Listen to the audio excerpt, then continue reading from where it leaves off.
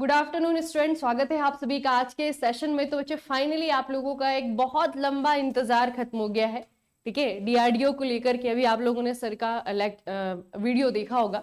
ठीक है, तो डीआरडीओ ने फाइनली ऑफिशियल वेबसाइट में अपना शॉर्ट नोटिस के माध्यम से ये कंफर्म कर दिया है कि 2025 में वैकेंसीज जो है डीआरडीओ ने रिलीज करनी है और 9 तारीख को ये प्रोसेस आपका स्टार्ट हो जाएगा फुल एडवर्टीजमेंट के साथ में। ठीक है, तो अभी बच्चे आपको ये पता होना चाहिए, जो पुराने बच्चे हैं आप लोगों को तो शायद मालूम है कि डीआरडीओ किस तरीके से एग्जाम कंडक्ट करता है, लेकिन जो नए बच्चे हैं आप लोगों को मैं बताना चाहूंगी बच्चे, इससे पहले हमारा ये एग्जाम हुआ था 2022 में। ठीक है, 2022 में हुआ था और नोटिफिकेशन के बाद जो है जैसे ही आपकी प्रोसेस स्टार्ट हुई थी उसके बाद जो है 50-60 दिनों में ही आपका एग्जाम हो गया था।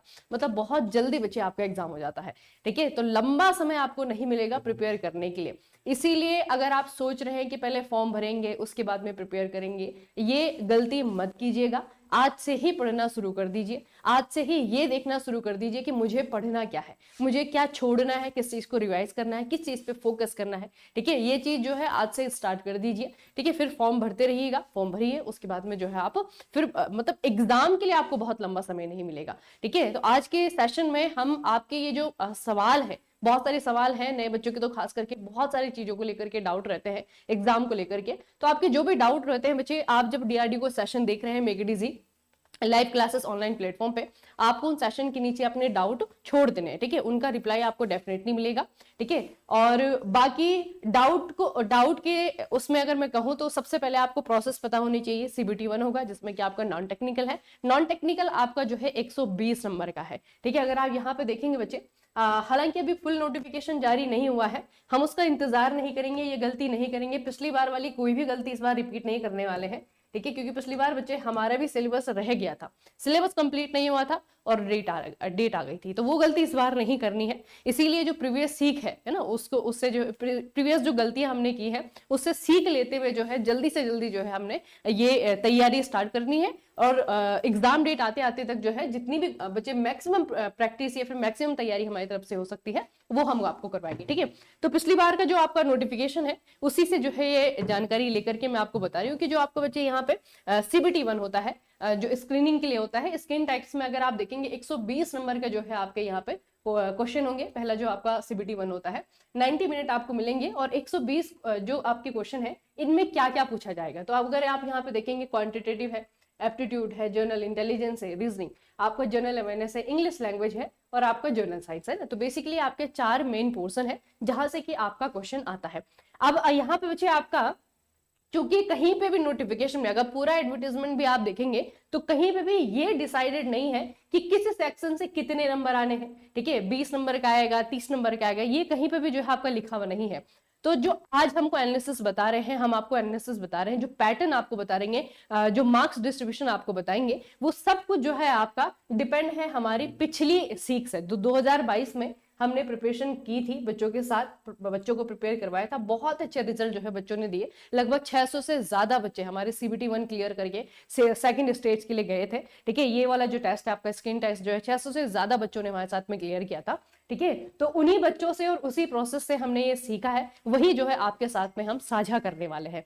ठीक है, तो इसमें बच्चे हम आपको बताएंगे क्योंकि इसका पेपर तो मिलता नहीं है, जितना भी हमें मालूम है, बच्चों को भी जितनी चीजें पता है वो सारी की सारी चीजें जो है आपकी मेमोरी बेस्ड है। ठीक है, तो यही बच्चे हम आपको बताने वाले हैं कि किस तरीके से जो है आपको अप्रोच रखना है। तो सबसे पहले सबसे पहले जो बच्चे आपका जीके है, जनरल अवेयरनेस जिसे हम कहते हैं, जनरल नॉलेज जिसे हम कहते हैं, जीके को अगर आप लोग देखेंगे तो पिछले जितनी भी शिफ्ट में आपके क्वेश्चन आए थे, जितने भी शिफ्ट में आपके एग्जाम हुए थे, उसके अकॉर्डिंग अगर आप देखेंगे तो ये टॉपिक है जहां से कि क्वेश्चन आपके पूछे गए थे।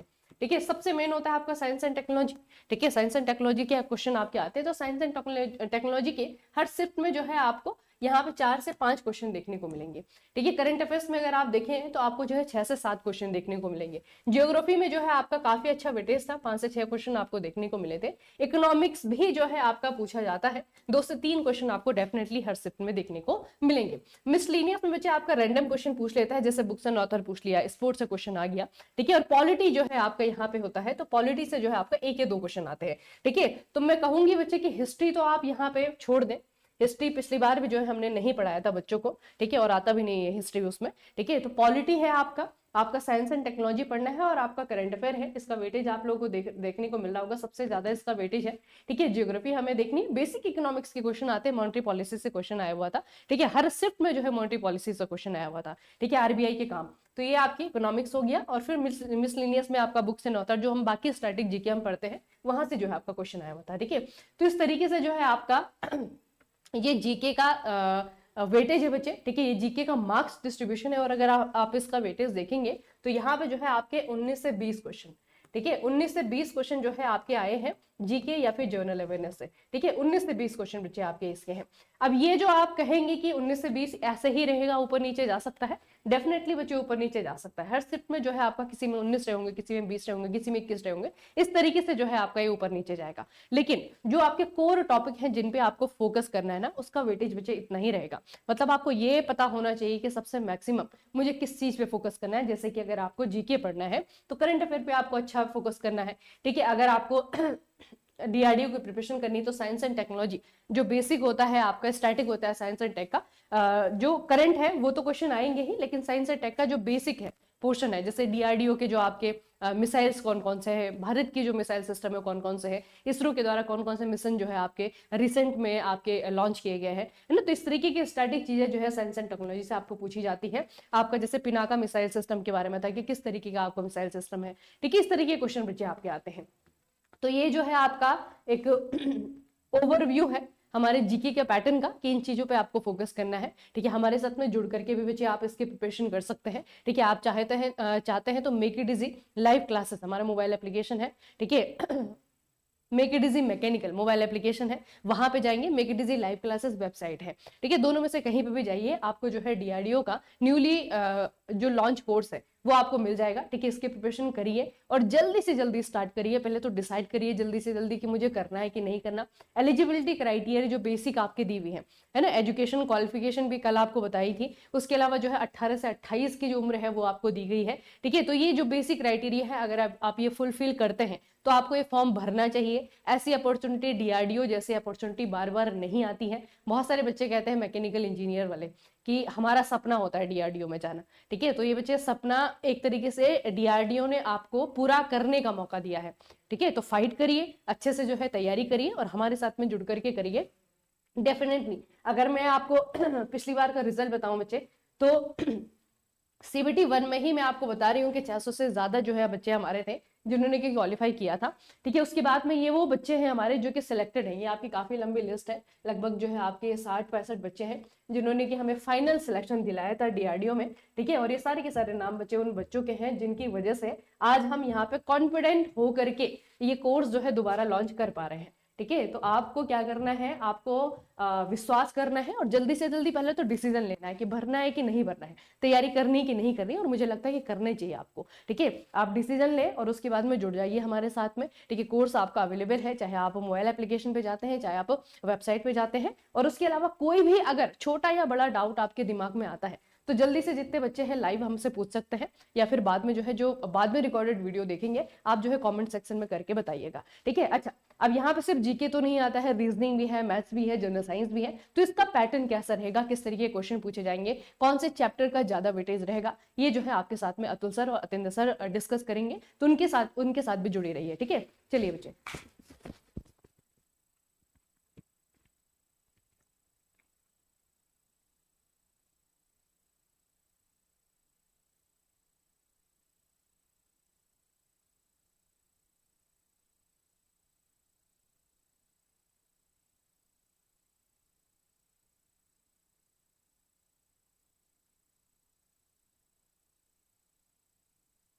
Hello hello hello hello hello बच्चों, वेरी गुड आफ्टरनून। तो फाइनली देखो, अभी तक आपके पास एक नोटिस जो था वो सर्कुलेट हो रहा था, जिससे कहीं ना कहीं मन में थोड़ा सा तो कंफ्यूजन था कि यार ये फेक है या रियल है या क्या है, खुश होए या फिर ना होए। लेकिन फाइनली जस्ट एक दिन बाद, कल ही आपके पास वो नोटिस सर्कुलेट हुआ था, जस्ट एक दिन बाद डीआरडीओ ने बोल दिया कि भाई आप लोग को खुश होने की बहुत ज्यादा जरूरत है, क्योंकि फाइनली डीआरडीओ सितंबर 11 आ चुका है। अब आप लोग जिस भी तरीके से प्रिपरेशन कर रहे हैं उसमें थोड़ी सी और तेजी लाइए, और अगर सिलेक्शन चाहिए तो ऑब्वियस सी बात है, मेहनत बहुत ज्यादा जरूरी होती है। हर एक चीज को आपको लेकर चलना है, चाहे वो टेक्निकल हो चाहे नॉन टेक हो। लेकिन लेकिन लेकिन सेकंड टेक्निकल तक आप तभी पहुंचोगे जब आप सीबीटी 1 क्लियर करोगे, जो प्योर क्या है आपका नॉन टेक है। जीएस के बारे में मैम ने अभी आपको बताया, देखो ये सारा का सारा एनालिसिस जो है वो मेमोरी बेस से थोड़ा सा ऊपर नीचे हो सकता है, ऑब्वियस सी बात है, लेकिन फिर भी बहुत सारे बच्चों का डेटा यही था, उसके अकॉर्डिंग हमने ये तैयार किया है। ठीक है, तो जीएस के बारे में मैम ने बता दिया कि किस किस पोर्शन थे, कितने कितने क्वेश्चन आए थे। अब बारी आती है सबसे पहले क्वांटिटेटिव एप्टीट्यूड यानी आपका मैथ्स की। ये सारे के सारे चैप्टर्स हैं जहां से क्वेश्चन पूछे गए। अगर मैं बात करूं कि आपको इसमें एक्स्ट्रा क्या करना है, ठीक है, वैसे तो आपके पास सारे चैप्टर वही हैं जो आप लोग डेली पढ़ते ही हैं। आप लोग आरआरबी जेईई की भी तैयारी कर रहे होंगे तो वहां पर भी आप लोगों ने पढ़े होंगे, लेकिन लेकिन लेकिन यहां पर जरा ध्यान दीजिए, प्रोबेबिलिटी के क्वेश्चन देखने को आप लोग को मिलेंगे। पिछली बार पे प्रोबेबिलिटी के क्वेश्चन आए थे 2, अब के बार भी आ सकते हैं। ठीक है, ट्रिग्नोमेट्री तो खैर है ही आपके पास, एक ये है आपका कोऑर्डिनेट ज्योमेट्री। तो देखो ये थोड़ा सा अलग है, प्रोबेबिलिटी और कोऑर्डिनेट ज्योमेट्री, बाकी आपके पास देखिए वैसा ही है। Percentage and profit and loss की बात करते हैं तो 3 क्वेश्चन हमें लगभग देखने को मिले थे। मेंसुरेशन की बात करते हैं तो 5 क्वेश्चन देखने को मिले, जहां पर आपके पास बेसिक से क्वेश्चन था। लेवल की मैं बात करूं तो अच्छा खासा लेवल था, है ना, इजी टू मॉडरेट नहीं था, आपके पास मॉडरेट लेवल का पेपर आया था, है ना। सारी चीजें बहुत अच्छे तरीके से पूछ रखी थी इन्होंने, तो आप लोगों को आप प्रिपरेशन भी उसी तरीके से करना है, क्योंकि लगभग 2 साल पहले पेपर आया था, तो अब की बात थोड़ा सा लेवल क्या हो जाएगा आपके पास, अप हो जाएगा। तो इसी तरीके से आप लोग को प्रिपेयर करना है। उस प्रिपरेशन में आप लोगों की हेल्प करेगा ये वाला एनालिसिस, जो आपको बताएगा कि किस पोर्शन पर आप लोगों को ज्यादा मेहनत करने की जरूरत है। ठीक है, एवरेज की बात करते तो 3 क्वेश्चन देखने को मिले थे, बिल्कुल सिंपल सा उनका लेवल था लगभग। ट्रिग्नोमेट्री का एक क्वेश्चन लगभग देखने को मिल रहा था, 1 से 2 क्वेश्चन लगभग देखने को मिल रहे थे जो आपका फॉर्मुला बेस्ड थे। ठीक है, जहां पर वो बस ये कह रहा था कि आप लोगों को बेसिक चीजें पता है या नहीं पता है। रेशियो की बात करते हैं तो बेसिक से क्वेश्चन पूछे गए थे यहां पर 2। एसआईसीआई का अच्छा क्वेश्चन पूछा गया था, एचसीएफ एलसीएम का बेसिक सा क्वेश्चन पूछा गया था, टाइम एंड वर्क का भी सिंपल सा क्वेश्चन था, टाइम स्पीड डिस्टेंस का भी सिंपल सा क्वेश्चन था, एज का अच्छा क्वेश्चन था क्योंकि वहां पर थोड़ा सा लैंग्वेज वाइज क्वेश्चन दे रखा था। बाकी आपके पास अर्थमेटिकल प्रोग्रेशन एपी का कितना क्वेश्चन था, 1 क्वेश्चन था। तो लगभग आपके 24 क्वेश्चन पूछे गए थे क्वांटिटेटिव एप्टीट्यूड के। ठीक है, टोटल आपके 120 क्वेश्चन आने वाले हैं, ध्यान रखना। ठीक है, टोटल आपके 120 क्वेश्चन है, जिसमें से अगर आप एवरेज के तौर पे लगाओगे तो लगभग हर किसी के 24 क्वेश्चन देखने को मिलेंगे। जीएस के 20 क्वेश्चन, साइंस के थोड़े से ज्यादा, यानी कम ज्यादा ऑब्वियस सी बात हो सकता है, क्योंकि कैटेगराइज नहीं कर रखा है कि कहां से कितने क्वेश्चन आएंगे। ठीक है, तो ये था हमारे पास मैथ्स का एनालिसिस, जहां पर सारे के सारे चैप्टर लिखे हुए हैं कि किस चैप्टर से कितने क्वेश्चन थे। अब बात करते हैं रीजनिंग की, तो रीजनिंग में आप लोग देख लीजिए, उसके भी 24 क्वेश्चन ही लगभग पूछे गए थे। सिटिंग अरेंजमेंट के 4 क्वेश्चन आए थे, रैंकिंग का 1 क्वेश्चन था, सीरीज के 4 क्वेश्चन थे, कोडिंग डिकोडिंग का 1 क्वेश्चन था। अच्छा हाँ, एक चीज यहां पर यह ध्यान रखना, क्योंकि जितने भी आप लोग पेपर देते हो वहां पर ये 3 जो चैप्टर हैं इनके क्वेश्चन नहीं पूछे जाते हैं, या फिर ना के बराबर पूछे जाते हैं। Calendar, clock and dice question नहीं आता, लेकिन डीआरडीओ में पिछली बार पूछे गए थे।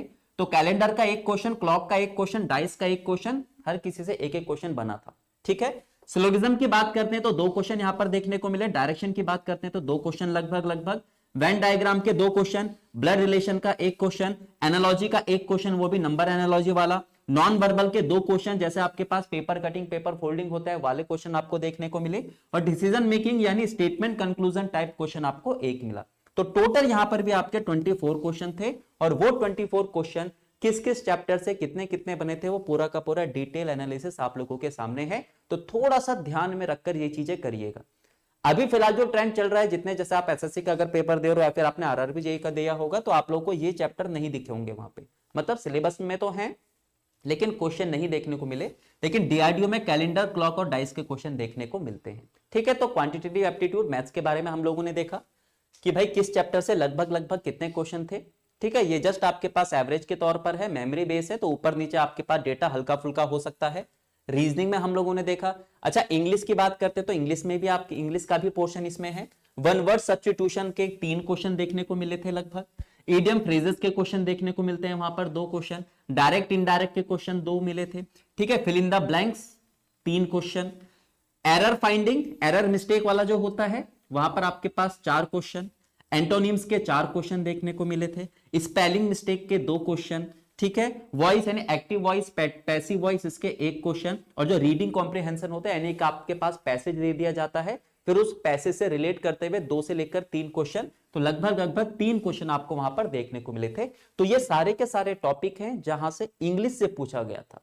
ठीक है, 1 word substitution, idiom phrases, direct indirect, fill in the blanks, error finding, antonyms, हो सकता है एंटोनिम सिनोनिम्स हल्का फुल्का चेंज आपके पास आ जाए। यहाँ पे स्पेलिंग मिस्टेक वाले क्वेश्चन, वॉइस आपके पास एक्टिव वॉइस, पैसिव वॉइस और रीडिंग कॉम्प्रिहेंशन। ठीक है, मतलब ये आपके पास कंफर्म है कि लगभग अब के बार भी आपके पास यहीं से क्वेश्चन पूछे जाएंगे। हाँ, नंबर आपके पास थोड़ा सा ऊपर नीचे हो सकता है। क्लियर है? क्लियर है? मैथ्स रेलवे लेवल का हल्का सा ऊपर, हल्का सा उससे ऊपर होगा, ध्यान रखना। ठीक है, चलिए तो फिलहाल देखो आपके पास जीएस के बारे में मैम ने आपको बताया, मैथ्स के बारे में और रीजनिंग के बारे में मैंने आपको बता दिया, इंग्लिश का पूरा डेटा आपके पास ये है। ठीक है, बाकी हर एक चीज के बारे में, हर एक सब्जेक्ट के बारे में डिटेल में हम लोग क्या करेंगे, सेशन में बात करेंगे।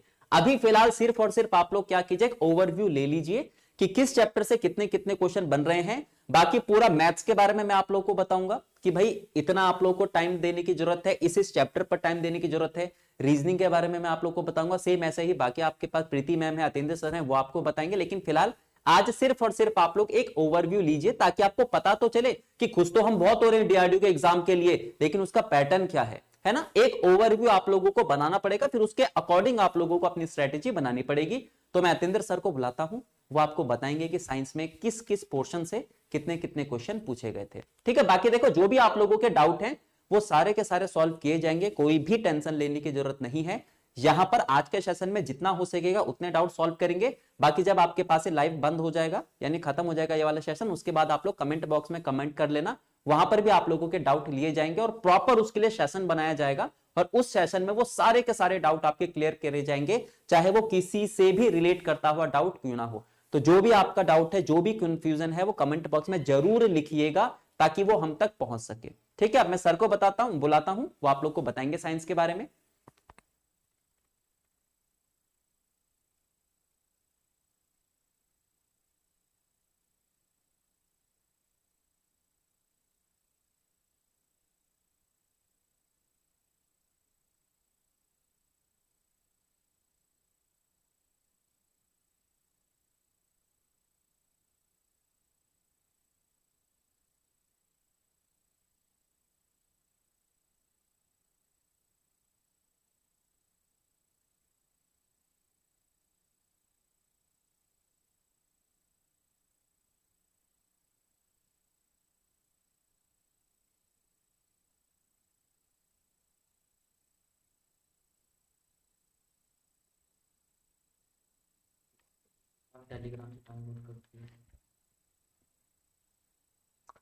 हेलो। हाँ भाई, पहले तो सबको कॉन्ग्रेचुलेशन, जो मतलब बता रहे थे कि भाई नोटिफिकेशन रियल है फेक है। तो एक तो ये आप तय मानकर चलो कि मैकेटीजी से आपके पास में कोई भी इंफॉर्मेशन आ रही है, दैट मीन्स वो ऑथेंटिकेटेड है। ठीक है, तो फटाफट से सेशन को शेयर कर दो और लाइक कर देंगे सभी। साइंस के बारे में पूरा मैं इन डीप एनालिसिस बताता हूं आपको फटाफट से। तो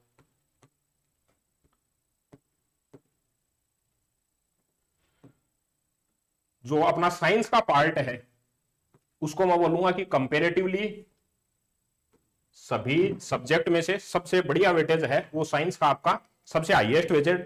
जो 5 सब्जेक्ट है, अपने 5 टॉपिक हैं, उनके अंदर देखना, जैसे अपना जनरल साइंस का पार्ट है उसके लिए मैं बताता हूं आपको। टोटल अगर अपन बात करें डीआरडीओ के लिए, डीआरडीओ के अंदर आपका डीआरडीओ आपका सेप्टेम 11 की। ठीक है, शॉर्ट नोटिस आपके पास में अभी आ गया है। टोटल अपने 5, अगर सीबीटी 1 को स्प्लिट करें अपन, टोटल 5 अपने जो है सब्जेक्ट हैं, जिसके अंदर मैथ्स के लिए आपने जो है सर ने आपको बता दिया, रीजनिंग के लिए, उसके बाद में जीके और आपका इंग्लिश वाला पार्ट है, और साथ में साइंस का है। ठीक है ना, तो साइंस का जो अपना पार्ट है, साइंस का जो अपना पार्ट है वो लगभग हम एक्सपेक्ट कर सकते हैं कि 120 में से लगभग 30 से 35 प्रश्न, लगभग 30 से 35 प्रश्न आपके अकेले साइंस में से पूछे जाएंगे। तो सबसे हाईएस्ट वेटेज मान सकते हो आप जनरल साइंस का।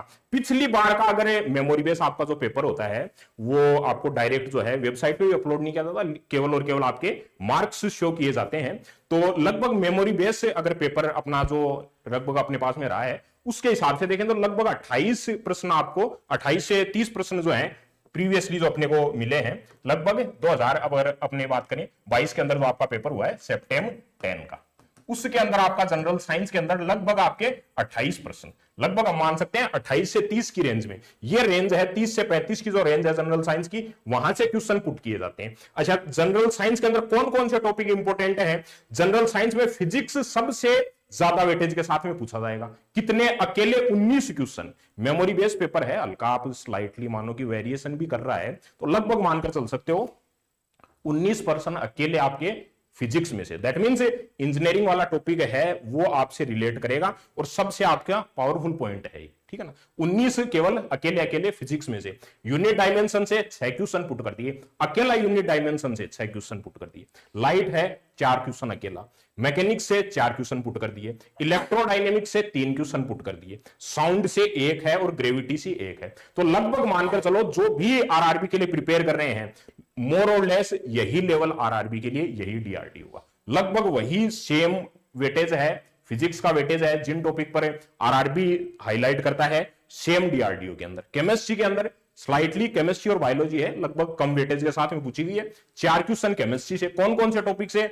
एसिड बेस साल्ट से, मेटल नॉन मेटल से, स्टेट ऑफ मैटर से और पीरियोडिक टेबल से। सबसे लगभग एक क्वेश्चन पुट किया गया है। बायोलॉजी के अंदर 5 क्वेश्चन पुट किए गए, जिसमें क्लासिफिकेशन, बायोलॉजिकल क्लासिफिकेशन पहला चैप्टर अपना, डिजीज है 2 क्वेश्चन पुट किए गए हैं, न्यूट्रिशन से 1 और एक एडिशनल टॉपिक आपका जो अकेला क्वेश्चन पुट किया गया है, ड्रग एंड मेडिसिन। ये आपका कोर्स के अंदर अलग से अपन जो है बायोलॉजी के अंदर केवल और केवल डीआरडीओ के लिए कवर करेंगे। तो इस टाइप से टोटल 28 क्वेश्चन है वो आपके पुट किए गए। कितने में से? 120 में से। टोटल 120 में से साइंस के अंदर हम मानकर चल सकते हैं कि लगभग 30 प्रश्न है 120 में से आपके जनरल साइंस में से पुट किए जाएंगे, ठीक है। कट ऑफ के बारे में, cut off science level railway का होगा। रियान जी पूछ रहे हैं साइंस लेवल लगभग तय मानकर चलना, मोर और लेस रेलवे का ही लेवल है साइंस के अंदर। और साइंस के अंदर ये अपने जो नोट्स हैं, सिंगल क्वेश्चन भी 30 प्रश्न आते हैं तो 29 नहीं 30 out of 30 as it is note से मिल जाएंगे आपको, एज इट इज नोट से कॉपी पेस्ट मिलेंगे आपको, ठीक है। ये नोटिफिकेशन अभी आएगा 9 तारीख को, उससे पहले बता रहा हूं आपको साइंस एज इट इज मिलेगी। रेलवे के अंदर अपना जो डीआरडीओ है उसके अंदर ड्रग मेडिसिन अलग से क्वेश्चन पुट किया जाता है। बायोलॉजी में आपका डीआरडीओ का जो अपना कोर्स है उसके अंदर अलग से अपन ऐड करेंगे बायोलॉजी का अपना जो है ड्रग एंड मेडिसिन का। और लगभग मानकर चल सकते हो जनरल साइंस के लिए अगर मैं बोलूं तो मोर और लेस आपका जनरल साइंस का जो पार्ट है लगभग इक्विवेलेंट बोलूंगा आरआरबी के, लगभग इक्विवेलेंट बोलूंगा आरआरबी के। आरआरबी से स्लाइटली मोर और लेस वही लेवल आपको लेकर चलना है, आरआरबी की प्रिपरेशन के लिए भी और डीआरडीओ के लिए भी। जनरल साइंस में हाईएस्ट वेटेज, हाईएस्ट से भी ज्यादा इसके अंदर अकेला फिजिक्स में से 19 क्वेश्चन पुट करता है, ठीक है। और केमिस्ट्री और बायोलॉजी है, लगभग आप मानकर चल सकते हो 120 में से। बाकी सब के अंदर जैसे मैथ रीजनिंग में सर ने बताया आपको लगभग 20 से 25 प्रश्न मैथ के हैं, 20 से 25 प्रश्न आपके रीजनिंग के हैं, जीके के 15 से 20 प्रश्न, जीके के इंग्लिश के 15 से 20 प्रश्न जो है आपके इंग्लिश के। तो ये ओवरऑल वेटेज है, ये ओवरऑल वेटेज है 120 क्वेश्चन का। तो अपना जनरल साइंस, मैथ, रीजनिंग सब इक्वल लेवल वेटेज है। जनरल साइंस को तरीके से पढ़ना है, पूरे में से पूरे बढ़िया स्कोर कर सकते हो। ऐसा कोई भी क्वेश्चन नहीं है जो आपका नहीं पढ़ा हुआ होगा या फिर अपनी जो क्लासिकल लैंग्वेज है उससे डिफर हो, लगभग वही क्वेश्चन रिपीटेड नेचर के, ठीक है। और उसके अलावा कोई डाउट है? और जो इसके अंदर अभी चैट बॉक्स में भी जो है अरविंद जी थे, सीबीटी 1 क्वालिफाई किया लास्ट टाइम जो अपना डीआरडीओ के लिए, लगभग सीबीटी 1 के अंदर, लास्ट टाइम की बात कर रहा हूं मैं, सेप्टेम्बर 10 के अंदर, सेप्टेम्बर 10 के अंदर अपना सीबीटी 1 के अंदर 600 प्लस स्टूडेंट ने एमआई के 600 प्लस स्टूडेंट ने सीबीटी 1 के लिए क्वालिफाई किया है, ठीक है ना। तो बढ़िया आपके पास में, मैं तो बोलूंगा कि भाई अभी जो डिप्लोमा लेवल स्टूडेंट है, अगर आपके पास में डिग्री भी है तो यहां पर अपने को फुल नोटिफिकेशन के अंदर केवल और केवल आपको डिस्प्ले भी कर दिया जाएगा। केवल और केवल डिप्लोमा के लिए ही आपको दिखाना है, डिग्री नहीं दिखानी है, ठीक है ना। और फुल नोटिफिकेशन आएगा उस टाइम पर अपन जो है इसके बारे में डिटेल में भी डिस्कशन करेंगे। रेलवे का लेवल बहुत डीप होता है जीएस का। हाँ, जीएस के अंदर जो मैम आपको बताएंगे, रेलवे के अंदर जो है भी अलग अलग लेवल, एग्जाम भी अलग अलग लेवल के हैं। अपना जेई लेवल की बात कर रहे हैं, लगभग वही आपके क्वेश्चन है। जनरल साइंस के लिए बोलूं तो सेम आप जनरल साइंस के हिसाब से वही लेवल लेकर के चलोगे। क्यों? क्योंकि टॉपिक सेम है, यही टॉपिक है आपके सिमिलर टॉपिक। लाइट वाला पोर्शन वहां भी पूछा जाता है हाईएस्ट वेटेज के साथ में, यूनिट डायमेंशन मैकेनिक्स है, इलेक्ट्रोडायनेमिक्स स्पेसिफिकली रेलवे ही हाईलाइट करता है। और यहां पर भी सेम अपन ये जो एनालिसिस है, मेमोरी बेस्ड एनालिसिस है, ये किसका है? सेप्टेम 10 का एनालिसिस है, ठीक है ना। तो मेमोरी बेस्ड पेपर रहता है, जितना मतलब स्लाइटली वेरिएशन भी मानकर चलो आप, तो लगभग आप ये मानकर चलो कि ये चीजें मोर और लेस इक्वल बनी रहेंगी, ठीक है। मैथ्स लेवल, मैथ्स के लिए सर ने अभी आपको बताया कि जो है स्लाइटली मैथ्स का लेवल हायर रहता है रेलवे के कंपेयर के अंदर, ठीक है। और इसके अलावा और पूछ रहे हैं मैथ्स के लिए, और आपका है डीआरडीओ का लेवल उतना हार्ड नहीं आता है, 2022 में हुआ है पेपर। हाँ, डीआरडीओ का उतना हार्ड नहीं रहेगा, स्लाइटली लेवल आप डाउन ही मानकर चलो, इक्वल लेवल मानकर चलना है कि अगर 2022 से 25 के कंपेयर में जो पेपर का लेवल है उसके अंदर भी वेरिएशन आएगा कि 2022 में जो लेवल रहा है उससे अपलिफ्ट करेगा लेवल। ये एक माइंडसेट बना करके चलना है। क्यों? क्योंकि अगर लेवल हाई रहता है तब भी फेवरेबल है, अगर लेस रहता है तब तो और ज्यादा, लेकिन as the year goes on तो लेवल है वो थोड़ा सा अपलिफ्ट करता है, नो डाउट, हर एग्जाम के अंदर, ठीक है ना। SSC JE analysis, SSC JE analysis, हाँ एसएससी जेई के लिए सेपरेटली बात करेंगे। स्पेसिफिकली अपना डीआरडीओ के लिए अपन जो डिस्कशन कर रहे हैं, डीआरडीओ का आपको मैथ्स का एनालिसिस, मैथ रीजनिंग का एनालिसिस, इंग्लिश के लिए और जीके के लिए एनालिसिस किया। उसके बाद में अपन जो है अभी जो ओवरऑल जो है इसका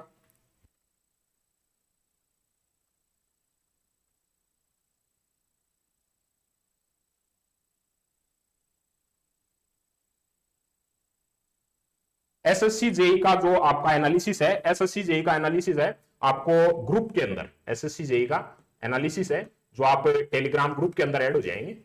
टेलीग्राम ग्रुप के अंदर जो मैथ्स का है, अपना जीके का है, साइंस का है, वहां पर जो अपन ने जो स्पेसिफिकली मतलब डायरेक्ट वे के अंदर जो कमीशन ने अगर बोला है तो उनके इंस्ट्रक्शन को फॉलो करना कंपलसरी है, ठीक है। फाइनल सेमेस्टर डिप्लोमा स्टूडेंट, ये अपना 9 तारीख को जैसे ही अपना फुल नोटिफिकेशन आता है, आपका एलिजिबिलिटी क्राइटेरिया है और इसके बाद में जो आप मेडिकल स्टैंडर्ड्स हैं उनके बारे में कंप्लीट अपना नोटिस आएगा, तो उस टाइम पर अपन चर्चा करेंगे, ठीक है। और उसके अलावा बाकी कोई क्यूरी है तो फटाफट से। सेफ स्कोर के बारे में पूछ रहे हैं और diploma eligible, final year diploma eligible complete अपना जो 9 तारीख को अगर अपना कंप्लीट जो बताया हुआ है, जैसे ही आपका कंप्लीट नोटिफिकेशन आएगा एलिजिबिलिटी क्राइटेरिया के बारे में अपन पूरी चर्चा करेंगे, ठीक है।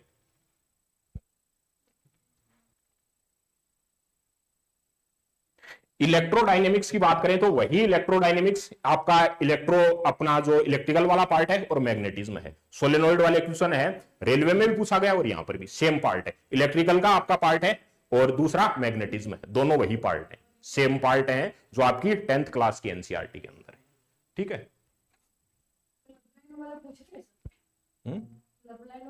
कलर ब्लाइंड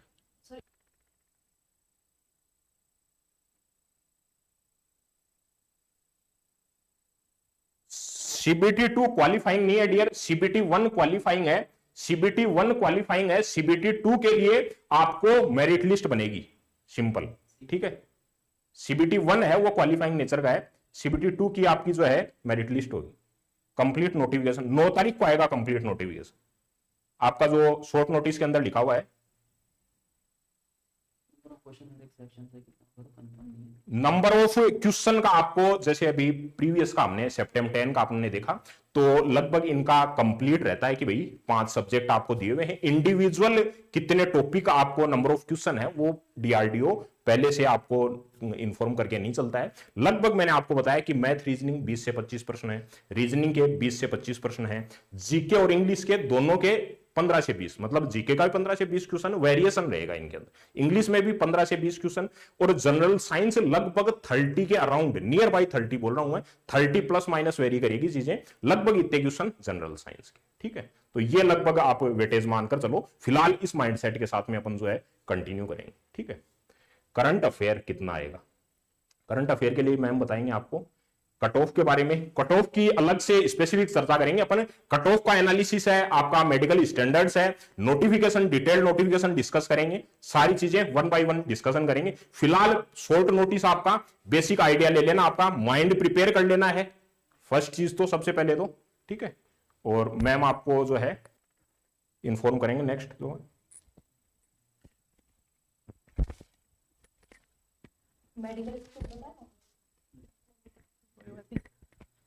तो बहुत सारे बच्चे, ठीक है, हाँ, तो बहुत सारे डाउट बच्चे आप लोगों के हैं जो कि हम जब फाइनल एडवर्टाइजमेंट आपका रिलीज होगा उसके बाद ही बता पाएंगे, है ना। लेकिन मेडिकल का क्वेश्चन बहुत सारे बच्चों का है कि अगर आई विजन का, क्योंकि डिफेंस सेक्टर में जाएगा ओबीसी वाला डीआरडीओ, ठीक है, कि आई विजन का है या फिर कलर ब्लाइंड का है, ठीक है। वैसे बच्चे जो हमारे सेलेक्टेड स्टूडेंट हैं उनसे भी हम बात कर रहे हैं लगातार। लेकिन अगर हम 2022 का देखेंगे तो जो एडवर्टीजमेंट है वहां पे कहीं पे भी जो है आपका मेडिकल होगा, लेकिन किस तरीके से होगा कोई क्राइटेरिया नहीं लिखा हुआ है ना, उसमें भी नहीं लिखा हुआ है। तो वो बहुत अच्छे से वो बच्चे बता पाएंगे जिन्होंने की मेडिकल दिया हुआ है, जिन्होंने क्लियर किया हुआ है, ठीक है। तो जैसी इन्फॉर्मेशन पहुंचती है ऑब्वियसली बात है आप ही को बताना है सबसे पहले, ठीक है। तो फुल नोटिफिकेशन का आप लोग सिर्फ इन्फॉर्मेशन के लिए वेट करिएगा, ठीक है। जो भी ये आपके ऐसे डाउट है ना जो कि हमें वहीं से मालूम चलेंगे, उनके लिए थोड़ा सा उसका वेट कर सकते हैं, लेकिन तैयारियों के लिए उसका वेट नहीं करना है बच्चे। आज से ही पढ़ना शुरू कर दें, क्योंकि आपका समय नहीं मिलने वाला है, ठीक है, टाइम नहीं मिलेगा।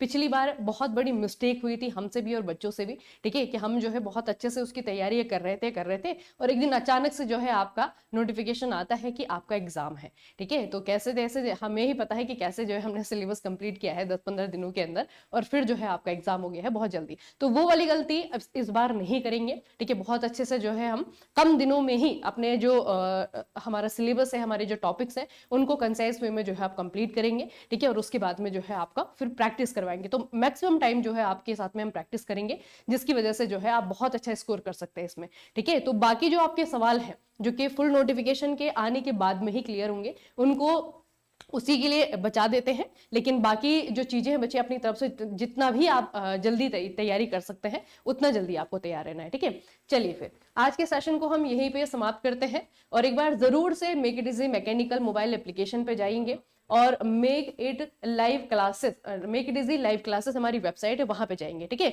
तो वहां पे बच्चे आपको 3 तरीके का ऑप्शन आपको देखने को मिल रहे हैं। अगर आप ध्यान से देखेंगे तो सेप्टेम्बर 11 का CBT1 प्लस CBT2 भी है, मतलब कॉम्बो है इसमें। दोनों की ही प्रैक्टिस आप दोनों की ही तैयारी आप यहाँ से कर सकते हैं। और केवल जो है आपका टेक्निकल बैच भी है सेप्टेम्बर 11 का, ऑब्वियसली बात है आपका CBT2 के लिए है। और सिंपल सा आपका जो है नॉन टेक्निकल बैच भी है, जो कि आपका सिर्फ नॉन टेक्निकल के लिए है, ठीक है। तो आप जो है अपनी सहूलियत के हिसाब से, जो बच्चे नया है ऑब्वियसली बात है आप CBT1 CBT2 के लिए जाएंगे, कॉम्बो के लिए जाएंगे, ठीक है। जिन बच्चों ने टेक्निकल अगर पढ़ा हुआ है ना, तो आप जो है सिर्फ नॉन टेक्निकल का ले सकते हैं, ठीक है। तो इस तरीके से बच्चे आप लोग ये तैयारी कर सकते हैं। 3 ऑप्शन जो है आपको दिए गए हैं, आप अपनी सहूलियत के अकॉर्डिंग, अपनी नीड के अकॉर्डिंग ऑप्शन सिलेक्ट करना, ठीक है। First time in any competitive exam, in this exam for new। अरे बच्चे नर्वस होने की क्या जरूरत है, नर्वस होने की जरूरत नहीं है। अगर आपने डिसाइड कर लिया है कि मुझे यहाँ पर कैरियर बनाना है या फिर गवर्नमेंट सेक्टर में मुझे कैरियर बनाना है, एग्जाम कंप्लीट करके पास होकर के मुझे सेलेक्ट होना है ना, तो इसमें नर्वस होने की कोई जरूरत नहीं फिर। क्योंकि नर्वसनेस पहले अगर आप नर्वसनेस के शिकार हो जाएंगे तो फिर बाकी तो जर्नी भी बहुत लंबी है बच्चे। अभी आपको सिलेबस खत्म करना है, अभी आपको प्रैक्टिस करनी है, फिर आपको मॉक टेस्ट देने हैं, फिर आपको एग्जाम देने जाना है, फिर रिजल्ट भी आएगा, बहुत सारी चीजें होंगी, है ना। तो ये स्टार्टिंग फेज है, चिल होइए, ठीक है। अपने माइंड को जो है काम रखिए, कॉन्फिडेंट रखिए, और अच्छे से जो है बस प्रिपरेशन करनी है आपको ईमानदारी के साथ में, ठीक है। हार्डवर्क जितना कर सकते हैं बचे हुए दिनों में, जितना भी आपके पास में टाइम है, ठीक है, अच्छे से जो है हार्डवर्क कर लीजिए। और ये मैं मौका आपको बता रही हूँ कि 2022 के बाद अब जाकर के आया है 2025 में, तो ऐसे मौके बार बार नहीं आते हैं। अच्छे से जो है DRDO जैसे बच्चे संस्था है, रेपुटेटिव संस्था है ना, जो बच्चे देशभक्ति की भावना जिन पे थोड़ी बहुत रहती है, आप लोगों के लिए बहुत अच्छा जो है आपके मौका है, आप कर सकते हैं, ठीक है। सरकारी जॉब तो है ही, साथ में जो है कुछ अलग फीलिंग लेकर के भी आती है वाली नौकरी, है ना। तो उस फीलिंग के लिए अगर आप उस फीलिंग के साथ में जॉब करना चाहते हैं तो बहुत अच्छा ऑप्शन आपके लिए है। ठीक है, तो आप अच्छे से प्रिपेयर करिए। बाकी किसी भी तरीके का अगर कोई डाउट है तो कमेंट सेक्शन में जो बाद में वीडियोस देखेंगे कमेंट जरूर करना। और किस किस सब्जेक्ट से कितना आएगा वो सारी चीजें हमने डिस्कस कर ली है बच्चे। ठीक है, कि जो आपका CBT 1 है उसमें किस तरीके से अप्रोच होनी चाहिए, कौन से हमारे टॉपिक ऐसे हैं जो कि लेस इंपॉर्टेंट है या फिर हमारे जो मोर इंपॉर्टेंट है, सारी चीजें हमने आपको बता दी है। ठीक है, तो बने रहिएगा मेक इट इजी के साथ में। और चैनल अगर अभी तक सब्सक्राइब नहीं करिए है तो सब्सक्राइब करिए, क्योंकि DRDO से रिलेटेड हर छोटी बड़ी खबर आपको इस चैनल पे मिलने वाली है और तैयारी से रिलेटेड भी हर प्रकार का कंटेंट आपको यहाँ पे मिलने वाला है। ठीक है, तो 3 ऑप्शन बच्चे आपके लिए है, आपके अपने नीड के अकॉर्डिंग करना है ना। आप देखिए कि आपको किस चीज की जरूरत है, उसके अकॉर्डिंग जो है आपको यहाँ पे कोर्सेज परचेस करना है। जिस भी कोर्स के साथ में जो है आपको लगता है कि मेरी तैयारी में ये वाली मेरी हेल्प करेगा तो उस कोर्स के साथ में आप जाएंगे। और जाएंगे कहाँ से? Make it easy mechanical mobile application है और make it easy live classes हमारी वेबसाइट है। ठीक है, दोनों जगह से आप कोर्स को परचेज कर सकते हैं। ठीक है, चलिए फिर आज का सेशन हम यहीं पे समाप्त करते हैं। मिलेंगे फिर नेक्स्ट सेशन में DRDO से रिलेटेड। तब तक के लिए पढ़ते रहिए, बढ़ते रहिए, अपना खूब सारा ख्याल रखिएगा। आप सभी का बहुत बहुत धन्यवाद।